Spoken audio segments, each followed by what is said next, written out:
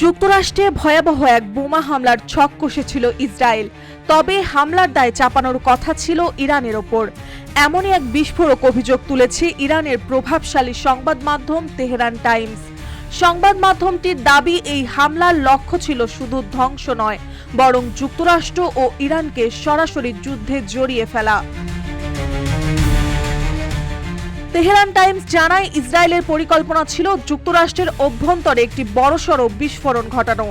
এরপর সাজানো হতো প্রমাণ, যাতে ইরানকে হামলার মূল হোতা হিসেবে তুলে ধরা যায়। উদ্দেশ্য ছিল মার্কিন জনমতকে উত্তেজিত করে ইরানের বিরুদ্ধে সামরিক হস্তক্ষেপে যুক্তরাষ্ট্রকে পরিচিত করা।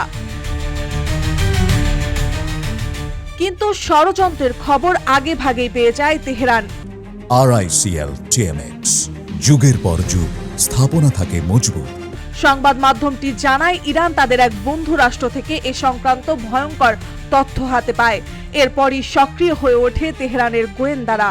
সম্ভাব্য হামলার পরিকল্পনা ঠেকিয়ে দেওয়া হয় এবং মার্কিন প্রশাসনকেও জানানো হয় এই গোপন ফাঁদের কথা।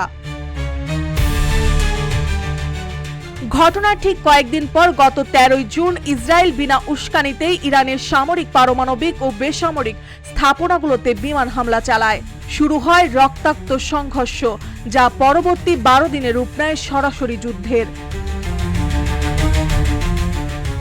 ইরানের স্বাস্থ্য মন্ত্রণালয়ে দেওয়া তথ্য অনুযায়ী এই সংঘর্ষে এখন পর্যন্ত প্রাণ হারিয়েছেন অন্তত 606 জন, আহত হয়েছেন আরও 5332 জন। পাল্টা প্রতিশোধ হিসেবে ইরান ইসরায়েলের বিভিন্ন শহরে ক্ষেপণাস্ত্র ও ড্রোন হামলা চালায়। হিব্রু বিশ্ববিদ্যালয়ের পরিসংখ্যানে বলা হয়েছে, ইরানের জবাবি হামলায় নিহত হয়েছেন 29 জন এবং আহত হয়েছেন 3400 জনেরও বেশি।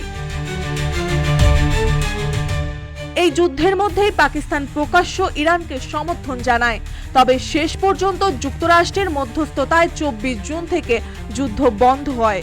কিন্তু তেহরান টাইমসের ফাঁস হওয়া তথ্য নতুন করে প্রশ্ন উঠে এসেছে, এই পুরো সংঘাতের নেপথ্যে কি ছিল একটি ভয়ঙ্কর আন্তর্জাতিক ষড়যন্ত্র? মার্জিয়া মৌ, রূপালী বাংলাদেশ।